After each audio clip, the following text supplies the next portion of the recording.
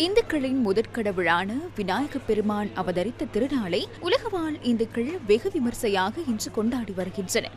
ஒவ்வொரு மாதமும் சதுர்த்தி அனுஷ்டிக்கப்படுகின்ற போதிலும் ஆவணி மாதம் அமாவாசை கழித்து வரும் வளர்பிறை சதுர்த்தி திதியன்று விநாயக சதுர்த்தி விரதம் அனுஷ்டிக்கப்படுகின்றது. தும்பிக்கை யானை நம்பிக்கையுடன் வழிபட்டால் காரிய சித்தி கிடைக்கும் என்பது இந்துக்களின் நம்பிக்கையாகும். கொழும்பு முகத்துவாரம் ஸ்ரீ சர்வார்த்த சித்தி விநாயகர் தேவஸ்தானத்தில் ஆவணி சதுர்த்தி பெருவிழா இன்று பக்திபூர்வமாக நடைபெற்றது. வசந்த மண்டபத்தில் விசேட தீபாராதனையும் உள்வீதி உற்சவமும் நடைபெற்றதைத் தொடர்ந்து அலங்கரிக்கப்பட்ட சித்திர தேரில் விநாயகப் பெருமான் எழுந்தருளினார்.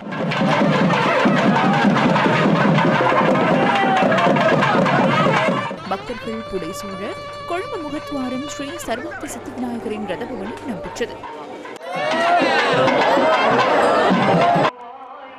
மாதம்பை நாட்டுக்கோட்டை நகரத்தார் அருள்மிகு ஸ்ரீ செல்வ விநாயகர் ஆலயத்தில் விசேட சதுர்த்தியை முன்னிட்டு விசேட பூஜை வழிபாடுகள் நடைபெற்றன.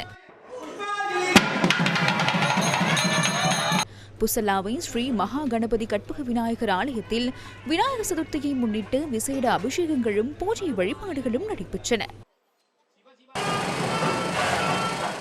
கொழும்பு ஸ்ரீ முத்து விநாயகர் சுவாமி கோவிலிலும் விசேட சதுர்த்தி பூஜைகள் நடைபெற்றன.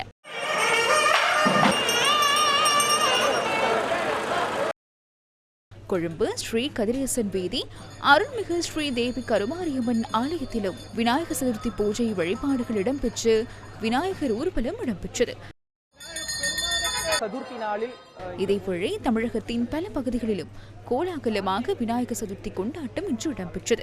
கோவையில் அமைந்துள்ள புளியங்குளம் முத்து விநாயகர் கோவிலிலும் சிறப்பாக விநாயகர் சதுர்த்தி பூஜைகள் நடைபெற்றன.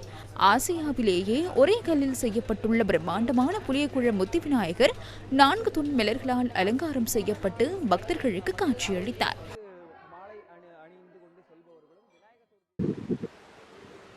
சிவகங்கை மாவட்டம் திருப்பத்தூர் அருகே பிரசித்தி பெற்ற பிள்ளையார்பட்டியில் விநாயகர் சதுர்த்தியை முன்னிட்டு சுவாமி தரிசனத்துக்காக அதிகளவான பக்தர்கள் வருகை தந்தனர்.